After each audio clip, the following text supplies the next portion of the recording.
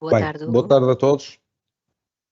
Antes de mais, agradecer a presença de todos os que participam neste webinar que hoje estamos a realizar em parceria com a Baker Tilly. O título deste webinar é Incentivos Fiscais e Oportunidades de Financiamento que vamos ter em 2023.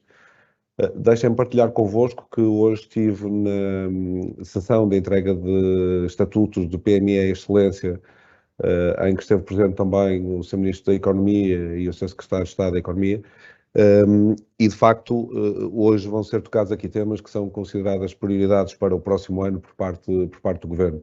São temas que já não são novos e que já se ouvem nas notícias, nomeadamente, e também nos meios políticos, falar há algum tempo. O que é facto é que neste momento, e por tudo o que nos é dado a conhecer, chegamos à fase da execução, portanto entramos já em fase de urgência para a execução. Nós, enquanto Banco Inter, temos naturalmente quase a obrigação de partilhar com todos os clientes as oportunidades que existem num cenário que é incerto, é verdade, mas também que deixem-me partilhar convosco que eu particularmente sou um otimista por natureza. E o que é facto é que se há uns 6 meses, 9 meses atrás, com o despoltar da guerra da Ucrânia, todos nós ficamos bastante assustados e com as notícias que ultimamente têm vindo a público, nomeadamente no que toca à recessão, a uma possível recessão, perdão, e à inflação, essa sim. O que é facto é que continuamos com níveis, com indicadores económicos bastante pujantes e, portanto, a indicar que o país está a conseguir ter uma capacidade de resistência forte a este momento menos positivo ou mais adverso, se assim quiserem chamar. Nesta sessão acompanhamos com a Baker Tilly, que é a entidade que é especializada em todas estas temáticas de subsídios e fundos europeus, e é uma parceria que temos já antiga com esta instituição e que, na pessoa do João Aranha, irá ser quem vai fazer a apresentação dos mecanismos que temos e que vamos ter já a partir de janeiro à nossa disposição. Para além do João Aranha da Baker Tilly está também a Vera Teixeira e depois da apresentação feita teremos uma sessão de perguntas e respostas. Pedia-vos um favor que está disponível uma caixa de chat que podem utilizar para colocarem todas as questões e elas irão ser respondidas precisamente neste momento que temos para isso dedicado. Por último, fará o encerramento o meu colega que tem a direção da área de negócios do Banco Inter em Portugal, que fará depois o encerramento da sessão.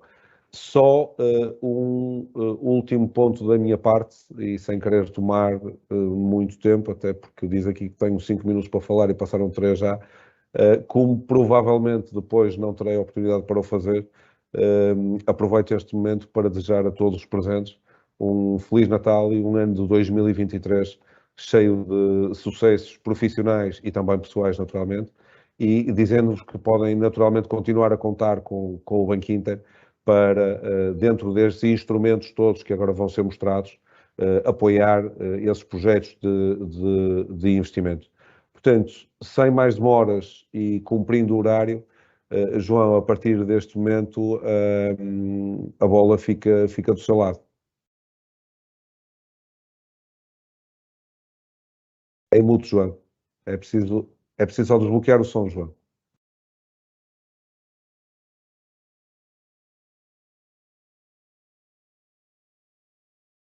Agora sim, agora penso que está. Agora já não é outra vez. Consigo falar. Agora, perfeito. Perfeito. Ouve-me? Sim, perfeitamente. Força. Perfeito. Aqui eu ainda continuo ali com o símbolozinho. Bem, agradeço bastante ao Hugo esta apresentação, agradeço ao Banco Inter também aqui esta oportunidade e a parceria que, como o Hugo bem disse, já vem sendo longa e duradoura. Eu sou sócio da Baker Tilly, responsável pela área de preços de transferência e de incentivos. O que nos traz hoje aqui são os incentivos e vamos primeiro falar de incentivos fiscais num momento adequado, ou seja, final de ano, em que estamos prestes a fechar contas e Convém percebermos alguns mecanismos que temos ao nosso alcance para minimizar a carga fiscal e depois, como obviamente falando de incentivos, e o mencionou os tais programas que estão para chegar e que bastante falta fazem à economia para que numa situação macroeconómica adversa e que tenderá se calhar a manter-se, vamos ver um pequeno ponto de situação da tal bazuca, que será o PRR e o Portugal 2030. Só em termos de apresentação, e indo aqui muito brevemente ao que é Baker Tilly. Para quem não nos conhece, nós somos uma auditora, consultora multinacional em cerca de 140 países. Em Portugal somos cerca de 100 pessoas, divididos entre o escritório de Lisboa e do Porto. Começámos em 2010, temos todas as áreas como uma organização deste género, a auditoria, consultoria fiscal, contabilidade, o corporate finance, os incentivos. Portanto, qualquer coisa em que possamos apoiar, disponham. Indo agora, sem mais demoras, para os incentivos fiscais, eu vou-me tentar controlar que na minha meia hora, para deixar de facto aqui questões para o vosso lado e de facto para podermos debater eventuais dúvidas que existam. Falar aqui dos 3 principais incentivos fiscais que as empresas mais concorrem ou que irão concorrer agora neste final de ano. Um incentivo fiscal, e percebermos aqui a diferença destes incentivos fiscais com os incentivos financeiros que vamos ver depois, que é o Portugal 2030 e o PRR. O incentivo fiscal eu vou concorrer no fim do ano, enquanto o incentivo financeiro eu tenho que concorrer antes de iniciar o meu projeto e só aí é que posso ter despesas. O incentivo fiscal vai olhar para o meu ano que passou e perceber se, dados certos investimentos, certas atividades, eu poderei ter, digamos, investimentos para abater à minha coleta de imposto. Então temos estes 3, que é o REFAI, Regime Fiscal de Apoio ao Investimento, CIFID, que é Sistema de Incentivos Fiscais à Investigação e Desenvolvimento Empresarial, e por último o IFR, que é o Incentivo Fiscal à Recuperação. Vamos começar pelo REFAI. O REFAI apoia os grandes objetivos deste REFAI ou das indústrias aqui, está muito virado para a indústria transformadora e para o turismo, ok? E este incentivo, além de restringir as atividades económicas, restringe depois também ainda em termos de localização geográfica.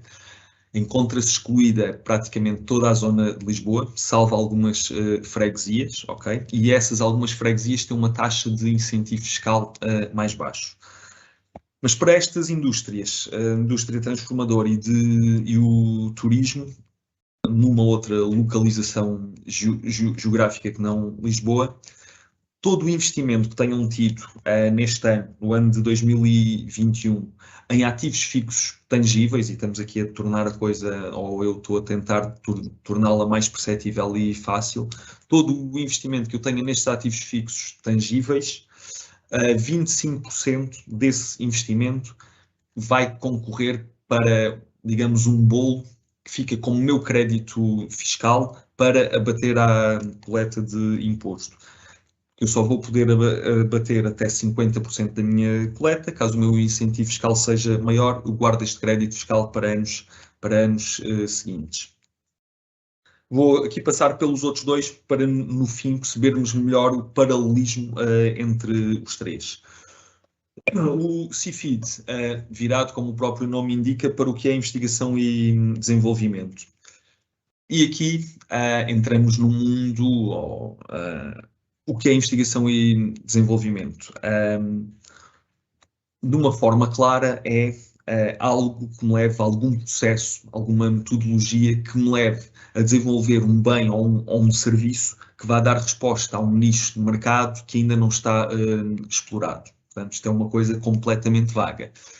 Se, por outro lado, quisermos pesquisarmos um pouco de onde é que vem a investigação e desenvolvimento, e a OCDE, creio que no ano 2007, e ainda hoje é válido, lançou um livro que é o Manual de Frascati. E é aí que, de facto, para cada indústria, para cada segmento, é definido o que se pode considerar de investigação e desenvolvimento. A investigação e desenvolvimento em várias vertentes. Devo-vos dizer que já uma vez andámos a discutir com um clube de futebol, a discutir no bom sentido, íamos fazer essa candidatura, como é que haveria de existir investigação e desenvolvimento dentro de um clube de futebol. A conclusão a que chegámos ali foi que eles tinham uma equipa de cozinheiros e de nutricionistas e que o estudo adaptado a cada jogador do que é que seriam as suas refeições, isso seria investigação e desenvolvimento. Ou seja, o estudo de que o guarda-redes que tem 1,90 m e 80 kg deve comer massa e com um avançado por ter outra fisionomia qualquer, deve comer outra coisa. Todas estas horas-homem desta equipa de nutricionistas, cozinheiros, etc., iam concorrer aqui para um gasto que nós íamos considerar investigação e desenvolvimento. Não guardem a pergunta para o fim para me perguntarem se isto foi aceite ou não, porque, entretanto, colocou-se o Covid, este clube já não teve tanto, ou não teve o resultado ou o lucro que efetivava ter, portanto, não foi necessário avançarmos com um incentivo fiscal para termos o tal crédito fiscal. Portanto, investigação e desenvolvimento até pode ser um próprio processo interno meu, ou seja, não tem que ser algo que me leve a vender um novo bem ou serviço. Até pode ser interno. O modo de eu pensar algo para ser mais eficiente internamente. E aqui, basicamente, se no REFI tínhamos ativo fixo tangível, aqui vamos ter muito horas-homem, ok? Claro que depois pode entrar material protótipo, alguma percentagem de custos indiretos, mas larga maioria das candidaturas que fazemos aqui são horas-homem, ok? Os salários, obviamente, imputado à medida em que essas pessoas estão afetas a fazer investigação e desenvolvimento ou não. Este último que temos aqui, e para quem está a par de incentivos fiscais, é muito semelhante ao que era o CEFEI, que foi o Crédito Fiscal Extraordinário ao Investimento. Que houve o CEFEI 1, o CEFEI 2, e estarmos a chamar extraordinário, e já íamos para o terceiro, então o que se fez aqui foi mudar o nome. E isto é uma medida anticíclica, ou seja, para um incentivo fiscal que tentou, e este é só vigente para investimentos neste último semestre, é um incentivo fiscal que tenta aqui alavancar o investimento. Ou seja, novamente, tudo o que eu invisto em ativo fixo tangível, entre 10% a 25%, vai concorrer para incentivo fiscal, para o tal crédito fiscal que eu vou ter. No que é que isto difere do REFI? Aqui não temos limite às atividades económicas, nem limite geográfico. No entanto, só é válido neste último semestre, só despesas desde 1 de julho até 31 de dezembro. Grande contrapartida do IFR, não posso distribuir dividendos nos próximos 3 anos. Por outro lado, para aplicar o REFI, tenho que ter tido criação líquida de emprego neste ano, ok? Portanto, olhando para os três, se eu for uma entidade na indústria transformadora ou turismo, devo olhar para o REFI. Segundo ponto, ver se tive criação líquida de emprego e quais foram os meus investimentos em ativo fixo tangível. Caso eu não seja nenhuma destas atividades económicas, a indústria transformadora ou o turismo, olhar para o IFR e perceber que investimentos tive em ativo fixo neste último semestre. E depois perceber se quero ou não, discutir com os meus acionistas, ficar sujeito a não distribuir dividendos nos próximos 3 anos. Estes incentivos. Aqui no meio, o CIFID. Perceber se dentro de casa há algum processo, alguma metodologia que esteja a ser treinada, algum desenvolvimento de novo serviço, que eu tenha horas-homem dessas pessoas, que possa que me possa levar a uma candidatura ao CIFID. Conforme vos disse, o incentivo fiscal vai olhar sempre para trás, para percebermos o que é que eu fiz neste ano e deve ser feita a candidatura, no caso do CIFID é uma candidatura apresentada à ANI até final do mês de maio. Como para o RFAI e o IFR também tem que ser preparado, digamos, um relatório onde eu vou apurar este incentivo fiscal e também deve ser, claro, preparado até final de maio, porque coincide com a entrega da modelo 22 e é aí que depois devo inscrever qual é o meu incentivo fiscal apurado por algum destes incentivos. Em termos de incentivos fiscais, temos isto. É uma boa altura para olharmos para os investimentos que tivemos e até, imagine-se, no caso deste IFR, que é mais lato, não é? Não tem a tal restrição de atividades económicas nem de localização.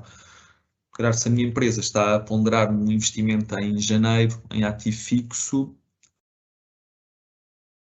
não antecipá-lo para dezembro, porque vou ter aqui esta componente de incentivo fiscal. Portanto, restam-nos aqui 16 dias para ainda pensarmos se poderá haver aqui, de facto, algum ajuste ou algo que eu possa fazer para minimizar a minha carga fiscal. Em seguida, vamos aqui passar para o que são os incentivos financeiros. Vamos ver o PRR e depois o Portugal 2030. Os dois conjugados, e muitas vezes perguntam-nos, esse incentivo é o da bazuca, não é? Não é um termo que foi aqui tão badalado, tão usado, tanto em argumentos como em guerra política. A bazuca é exatamente a conjunção ou a junção destes dois grandes fundos, do PRR e do Portugal 2030. O Portugal 2030 é o seguimento dos outros programas quadro que Portugal já teve, começando lá atrás no Prime, depois o CREN, Portugal 2020 e agora Portugal 2030. São pacotes financeiros para 7 anos, atribuídos pela União Europeia a países cuja sua economia ainda não está convergente com a média europeia. Isto mede-se através de um único indicador para percebermos se temos acesso aos fundos ou não, é pelo PIB per capita. E quando muitas vezes se diz, e depois nesta área pode haver muita contra-informação, mas quando muitas vezes se diz, mas Lisboa já não tem acesso a fundos, mas se eu for para o interior tenho mais fundos, menos. Tudo depende de concurso para concurso, mas sim, existe alguma verdade quando se diz que Lisboa já não tem tanto acesso a fundos. E vamos explicar porquê. Tanto Lisboa como o Algarve, e o Algarve já começa a ser também excluído de alguns concursos ou com uma taxa de incentivo mais baixa, porque estas duas zonas já têm o tal PIB per capita semelhante ou próximo da média europeia. Portanto, aqui sim ficam um pouco afastados de determinados concursos. O Portugal 2030, enquanto sucessor do Portugal 2020, o Portugal 2020 fechou ou supostamente fecharia a 31 de dezembro de 2020 e devia-se iniciar o 2030. Notamos, mas já vou falar um pouco mais à frente, que existe algum atraso. O PRR, que é outra parte aqui da bazuca, é um fundo, ou trata-se de um fundo de caráter extraordinário, que foi atribuído a vários países devido à crise pandémica e, consequentemente, económica.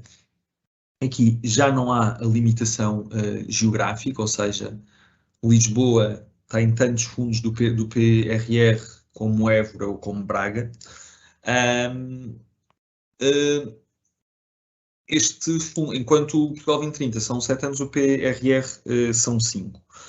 O PRR está aqui baseado em 3 grandes pilares, que é a resiliência, muito aliada ao que é a tal recuperação económica devido à crise pandémica que existiu.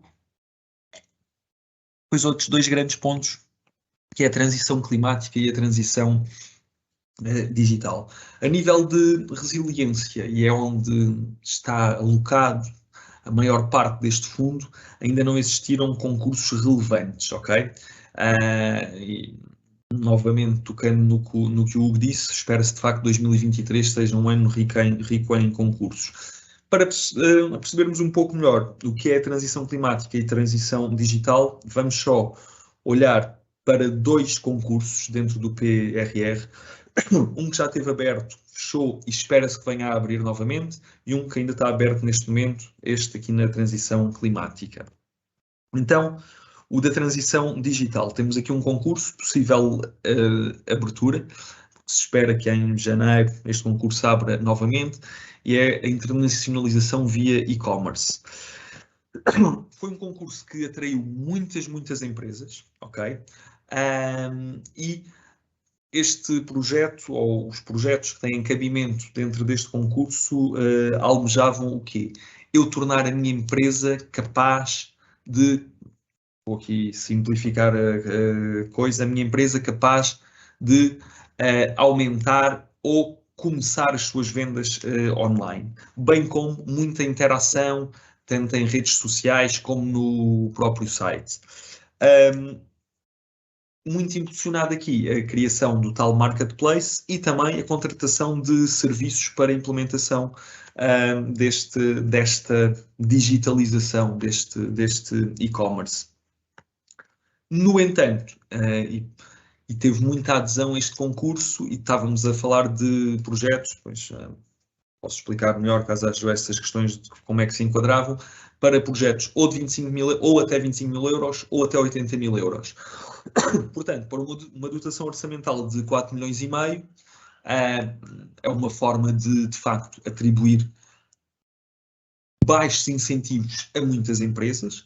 É uma política, diria monetária ou fiscal, mas é uma política de atribuição de fundos como outra qualquer. E, ao contrário do que é, às vezes, as candidaturas de um Portugal 2020 e agora um 2030, que é, há as candidaturas que existirem e depois elas pontuam entre si para alocar a dotação orçamental, aqui não. Aqui recebem candidaturas até haver dotação. Acaba a dotação, fecha o concurso. Portanto, quem ponderar candidatar-se aqui à internacionalização via e-commerce, convém já ter o trabalho de casa feito para o dia em que abrem as candidaturas, porque são candidaturas que depois em 2, 3, 4 dias fecha, ok? Portanto, convém fazer este trabalho de casa. Aqui, as despesas, como estava a dizer anteriormente, é de facto tudo muito ligado ao que é esta estratégia, estas plataformas online, a criação do marketplace e também, caso se justifique, a contratação de pessoas alocadas especificamente a este tipo de projeto.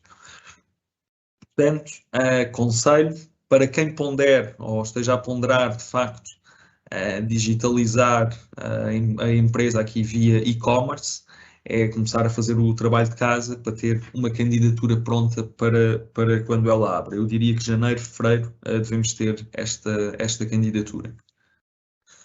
O que temos aberto neste momento está aberto até 17 de fevereiro, foi a descarbonização da indústria. E o que é que temos aqui especificamente? Ou seja, tudo o que me permita eu baixar a pegada ecológica da minha empresa.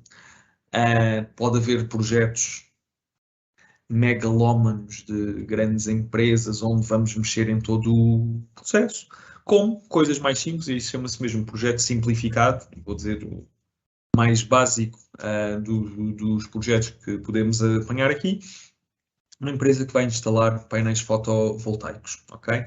E isto existe mesmo, um concurso específico para isto, que é o projeto simplificado, que depois temos e aí o concurso ou o projeto pode ir até 200 mil euros. A nível deste concurso, o 17 de fevereiro não é assim tanto tempo, ok? Porque entre as várias peças que temos que entregar no concurso, passa ainda por uma prévia autorização da DGEG, que é a Direção-Geral de Energia e Geologia, a aprovar, de facto, ou a consentir esta instalação dos painéis. Portanto, e dado, agora entramos aqui numa época festiva e as coisas podem andar um pouco menos rápido, se ponderarem também um concurso desses, é mãos à obra, porque de facto o 17 de fevereiro vai chegar muito rápido. Agora, passando para o Portugal 2030, deixem-me ver o tempo que tenho, ok? Portugal 2030 é o tal sucessor do que foi o Portugal 2020, atribuída a Portugal por sermos uma economia que ainda não está convergente com a União Europeia. O Portugal 2020 supostamente fechou a 31 de dezembro de 2020 e era suposto o 2030 iniciar dia 1 de janeiro de 2021. Pois bem, estamos a chegar a 1 de janeiro de 2023 e ainda não temos uma coisa que é o Regulamento Geral do Portugal 2030. As coisas estão um pouco atrasadas, obviamente, todos sabemos, o Covid tem costas largas e obviamente que atrasou muito este fundo, mas espera-se que de facto no início de 2023 saia o tal Regulamento Geral e que, entretanto, durante o primeiro semestre, abram muitos concursos dentro deste Portugal 2030.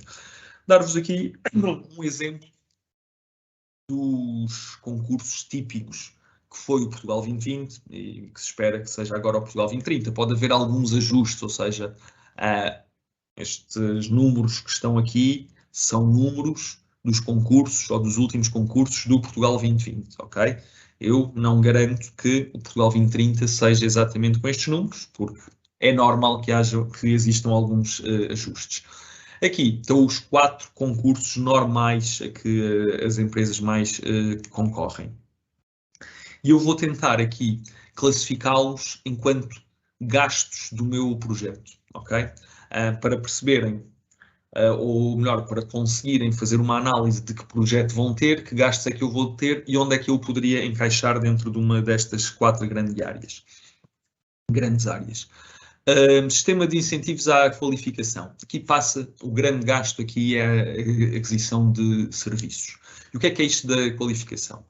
Pode ser um rebranding, pode ser eu reformular o meu site, pode ser eu adquirir a ISO 9001, tudo o que seja aquisição de serviços que permitam à minha empresa ser mais competitiva. E depois também tenho a contratação de até 2 pessoas afetas a esse projeto. Ou seja, se eu vou implementar a ISO 9001, será depois expectável ou pode fazer sentido dentro deste projeto eu contratar um diretor de qualidade, ou seja, portanto, sistema de incentivos à qualificação, aquisição de serviços que permitam à minha empresa ser mais competitiva. Internacionalização, viagens e estadias. Deixem-me dizer-vos uma coisa, qualquer um destes 4 grandes linhas de incentivos, os projetos podem ter a duração máxima de 2 anos. Exceto raras exceções e bem fundamentadas, tem a duração máxima de 2 anos. Sistema de incentivos à internacionalização. A minha ida a eventos e a feiras internacionais. Ou seja, tudo o que seja as viagens, as estadias, a entrada na feira, o marketing internacional que eu tenha que produzir, entra nesta linha de incentivo. Bem como a prospecção de mercado internacional direta. Eu vou à Alemanha visitar o Sr. X. Isto também é considerado nesta linha. Ou seja, se eu conseguir para 2 anos fazer a lista de feiras e eventos internacionais a que pretendo ir, posso pensar numa candidatura aqui nesta linha. Também se vê muito nesta internacionalização uma coisa que são as candidaturas conjuntas. E é muito visto no setor têxtil, no setor do calçado, no setor dos vinhos. Uma associação desta indústria levar 10, 15 empresas para uma feira específica, ok? Isto é, no âmbito desta internacionalização, é uma candidatura conjunta. Passando para a inovação. O inovação é, digamos, o braço incentivo financeiro, enquanto o REFAI era o tal incentivo fiscal. Ou seja, porquê? O inovação vai apoiar ou visa incentivar ativo fixo tangível e muitas vezes está direcionado para novamente aquelas 2 grandes áreas, a indústria transformadora e o turismo, ok? Portanto, eu tenho uma fábrica, vou comprar maquinaria, equipamento, vou ter que fazer obra para expandir, entra no inovação. ok? O inovação, enquanto a internacionalização e o qualificação têm uma taxa de incentivo que era 40% ou 45% de fundo perdido, o inovação é um sistema de incentivos híbrido, ok? O incentivo, quando é concedido, e aqui podemos estar a falar de uma taxa de incentivo até 75%, ele é concedido numa ótica de financiamento, ok? Se eu atingir o volume de vendas e a criação de postos de trabalho que coloquei na minha candidatura, metade desses 75% é-me concedido a fundo perdido, enquanto prémio, ok? E é aqui que, de facto, a tal parceria, não é só aqui, mas este é um grande ponto que nós com o Banco Inter trabalhamos bastante esta linha de incentivos, e até porque eu, quando entrego a minha candidatura nesta linha do inovação, já tenho que ter passado pelo Banco Inter, e o Banco Inter já olhou para o projeto e haver uma manifestação de interesse que, caso haja incentivo, o Banco Inter poderia ter interesse em financiar este projeto. Mas aqui é uma linha de incentivo que tem o tal incentivo híbrido, ok? Vai haver uma parte de financiamento sem juros e vai haver depois uma parte a fundo perdido.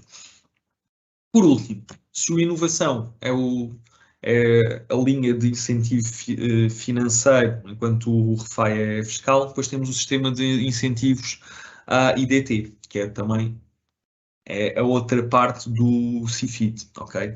E basicamente aqui temos novamente horas homem, material protótipo, muito virado para o que são desenvolvimentos de software, farmacêuticas, tudo o que envolve esse tipo de investigação e desenvolvimento e um grande consumo de horas homem. Portanto, olhando para isto de um modo frio, qualificação é a aquisição de serviços que permitam a minha empresa ser mais competitiva. Internacionalização, ida a feiras e eventos internacionais. Inovação é para a indústria transformadora e para o turismo, ativo fixo tangível.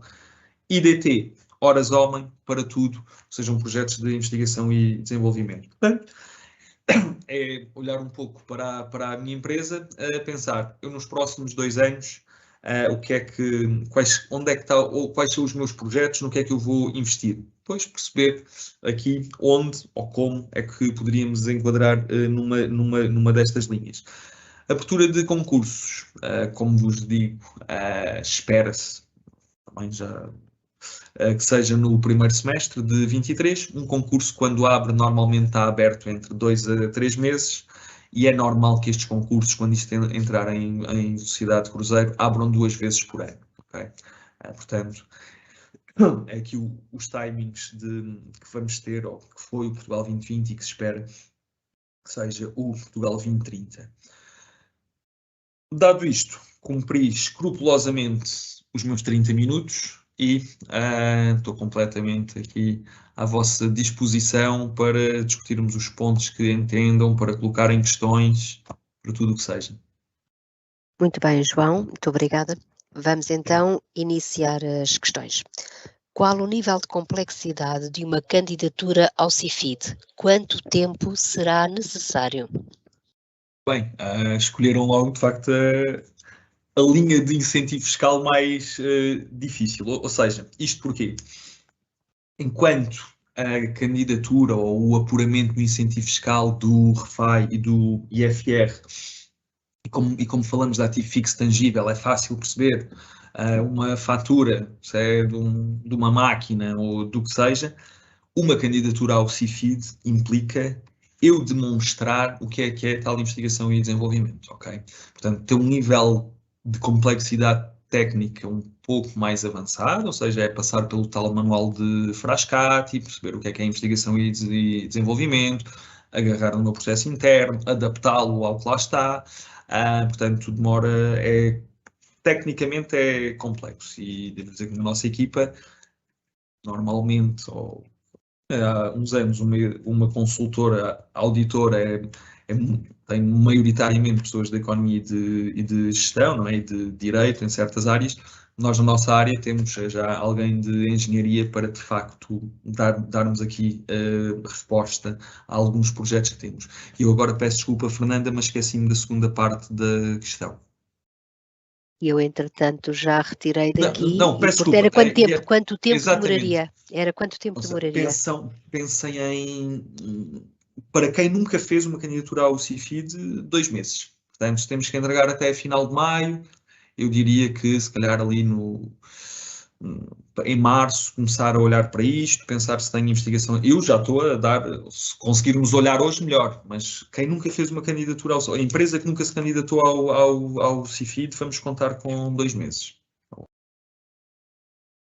Muito bem, nós temos aqui uma questão que se prende com um negócio específico e que a pessoa, inclusive, já está interessada realmente neste tema. Para a aquacultura de ostras em mar aberto, possa aproveitar do RFAI ou do IFR?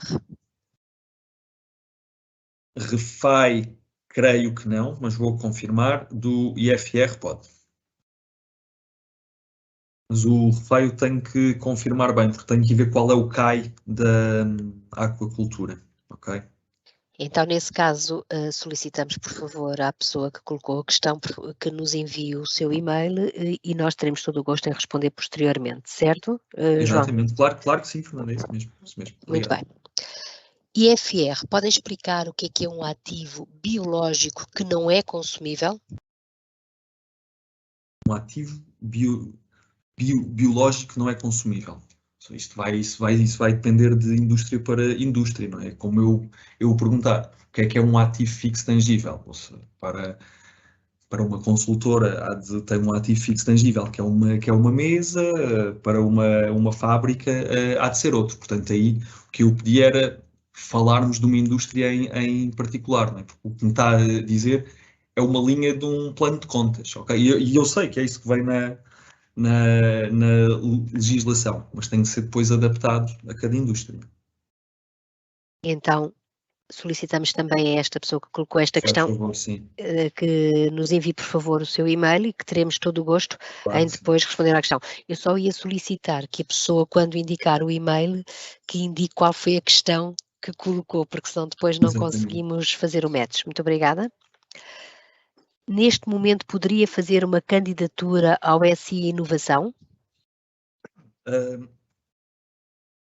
Estávamos ali e dissemos ali há pouco que o Portugal 2030 está atrasado, só hão de abrir concursos no primeiro semestre de 23. No entanto, o que o governo português fez, creio que bem, para não parar investimento, ou seja, porque há empresas que normalmente, obviamente, estão à espera que abra o concurso para se poderem candidatar, porque eu só posso ter gastos, só posso iniciar o projeto depois de entregar a candidatura. O governo criou aqui uma figura que é o pedido de registro de auxílio. Então, o que é isto? É eu entregar uma mini candidatura, uma pré-candidatura, nesta figura que se chama o pedido de registro de auxílio, e aí posso iniciar o meu projeto. Portanto, a resposta diretamente, peço desculpa, a essa questão é um NIM. O que é que eu quero dizer com isto? Posso fazer este pré-registro, entregar esta mini candidatura para poder iniciar o meu projeto. Mas há em 2023, quando o concurso abrir, aí sim entrega a candidatura, ok? Qual é a coisa boa de eu fazer já este pré-registro? Poder iniciar o projeto já e que se este mecanismo for semelhante a isto que também existiu no Portugal 2020, eu depois vou ter uma dotação orçamental específica para o que foram estes projetos que entregaram esta mini candidatura e serão analisados primeiro que todos os outros.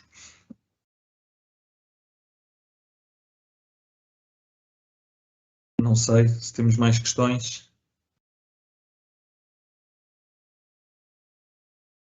Desculpe, estava sem som. A esta posso eu responder. Vão disponibilizar a apresentação. Iremos disponibilizar a gravação desta sessão via LinkedIn, no LinkedIn do Banco Inter, e pensamos que na próxima semana já estará disponível. A apresentação em PowerPoint, se assim, ou PDF, desculpem, se assim o entenderem, poderão dirigir-se a uma agência Banco Inter e teremos todo o gosto em vos dar. Muito obrigada. O PRR dá também para ONGs? Sim, ou seja, se o meu projeto for, imagino que está ali enquadrado na descarbonização da indústria, se eu for reduzir a minha pegada ecológica, sim, posso me candidatar. O IFR e o RFAI são cumulativos? Não, não, ou seja, porquê? Estamos aqui a falar de dois incentivos fiscais e que vão incidir os dois sobre ativo fixo tangível. Portanto, eu não posso, para o mesmo ativo, colocar lá os dois incentivos fiscais. O que é que temos que pensar aqui? E caso eu seja uma empresa que me posso candidatar aos dois, é fazer as contas de qual é que será mais rentável para mim e perceber os outros dois pontos, que é houve criação líquida de emprego ou não e quero ficar 3 anos sem distribuir dividendos, ok? Mas o que eu diria aqui, regra geral, o que vai acontecer à grande maioria das empresas é, como o RFAI condiciona tanto a atividade económica como a localização geográfica, este segundo semestre, ou melhor, no final deste ano, há muitas empresas que vão aproveitar do IFR, dado aos investimentos que tiveram no segundo semestre. Consultoras como a Baker Tilly trabalham com candidaturas ao PT 2030 com PMEs ou focam-se apenas em empresas grandes? Não. A Baker Tilly tem o prazer de trabalhar com toda a tipologia de empresas. Não olhamos para a dimensão de uma empresa, olhamos é para a qualidade do projeto. Portanto, estamos completamente disponíveis para discutir projetos com que entidades sejam. Porque é que digo projetos? Porque é que olhamos para a qualidade dos projetos?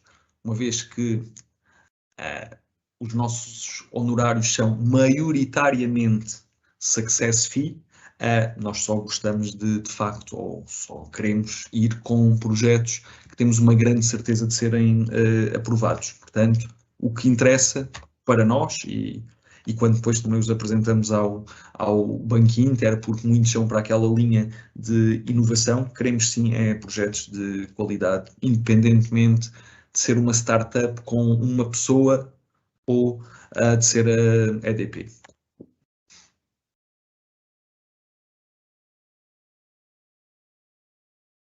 Pergunta sobre o IFR.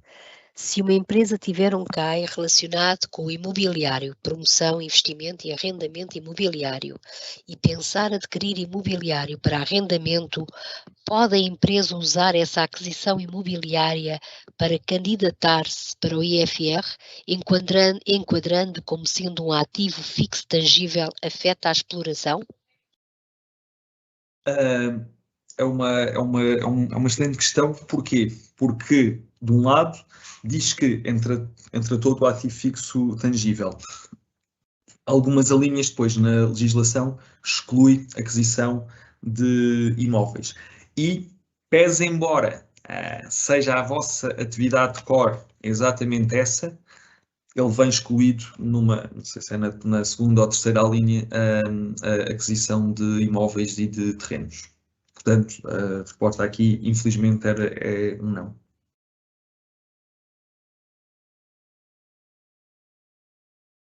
Somos uma empresa de jogos de mesa, temos um departamento técnico que cria novos jogos, mas a grande maioria dos jogos são desenvolvidos por terceiros. Posso considerar os custos desta equipa como ID?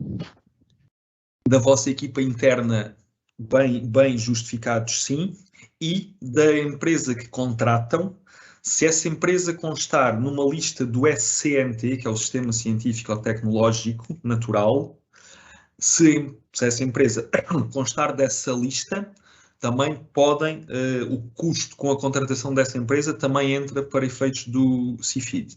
Portanto, o vosso custo com a ID pode ser dessa vossa equipa, mais a contratação dessa outra empresa, caso a empresa esteja nesta lista.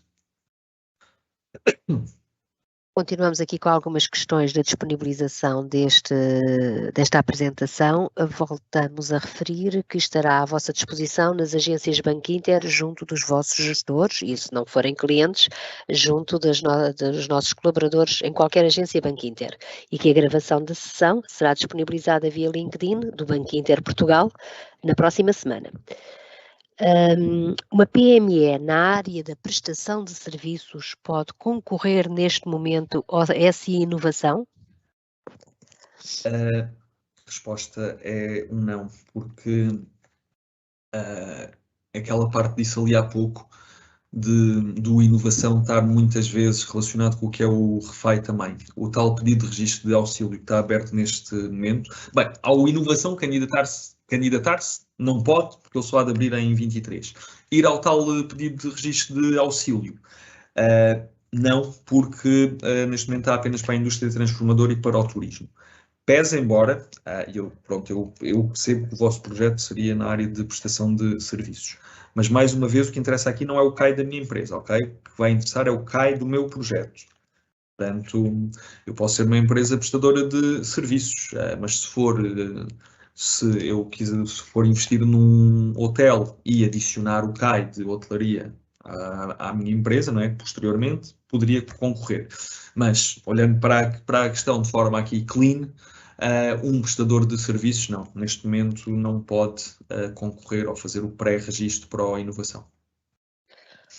Os custos de análise de projeto por parte de empresas como a Baker Tilly podem ser parte do incentivo ao financiamento? Não, nenhum custo com a submissão de uma candidatura pode ser considerado um custo elegível. O que pode ser considerado um custo elegível é a realização de uma análise da viabilização económica ou financeira, uma análise estratégica, uma análise de marketing, esses gastos sim. E na minha candidatura eu tenho que demonstrar ou tenho que apresentar esses planos de marketing, o business plan, etc. Portanto, gastos com a submissão da candidatura não são elegíveis. Os gastos de uma Baker Tilly fazer de facto o estudo económico-financeiro e o plano de marketing, sim.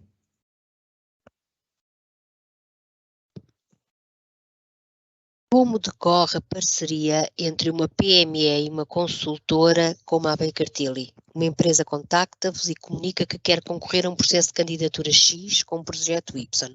Como é organizado o processo a partir daí? O que deve ser apresentado pela empresa inicialmente?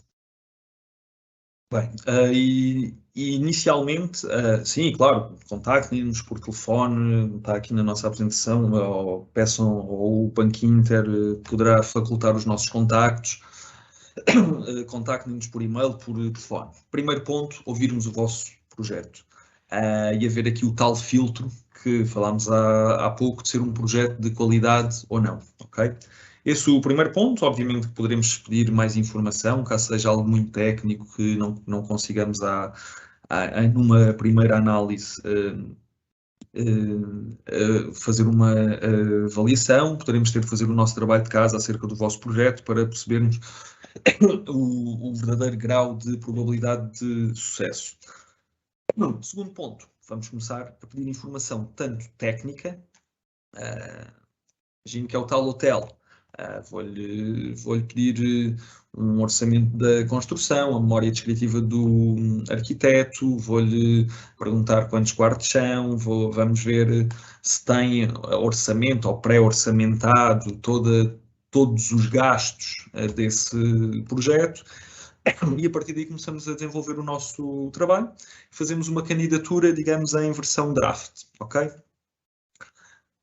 Entregamos à empresa, discutimos com a empresa a candidatura.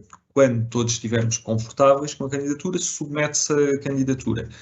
Depois, vai haver sempre questões por parte do organismo intermédio, ou seja, o IAPMEI, a ICEP, Turismo de Portugal, a ANI. Cá estaremos convosco para dar resposta a essas questões. Até que depois, finalmente, há de vir a aprovação do incentivo e pronto, e aí o apoio da Baker Tilly pode terminar nesse momento, ou depois podemos ainda continuar convosco na gestão do próprio projeto, portanto, a gestão operacional, mas também mais a gestão financeira. Muito bem. Neste momento nós não temos mais questões. Se alguém tiver alguma questão adicional para colocar, estamos completamente disponíveis nas agências Banco Inter. Continuam a questionar sobre se a gravação fica disponível se enviamos e-mail. Não, a gravação vai ficar disponível no LinkedIn do Banco Inter Portugal, com um link que acederão e poderão assistir à gravação. As perguntas, a pessoa também me pergunta se realmente as perguntas feitas também vão estar na gravação, vão estar as perguntas lidas por mim e respondidas pelo João Aranha, com certeza. Vamos agora, muito obrigada, João, vamos agora então finalizar. Muito obrigada. Bom, boa tarde a todos. O meu nome é Pedro Freitas Gonçalves e sou diretor de negócios do Banco Inter Portugal. Cabe-me concluir este webinar na expectativa que o mesmo tenha sido do vosso agrado e contribuído para clarificar estas temáticas que nós consideramos de grande importância. Este evento insere-se num compromisso do Banco Inter para com as empresas portuguesas, nomeadamente na partilha de informação relevante para o tecido empresarial. Dizer-vos ainda que as nossas equipas vão continuar à vossa disposição para receber outras questões ou sugestões e, nesse sentido, peço-vos que nos desafiem a continuar a encontrar iniciativas que possam levar ao aprofundar da relação comercial.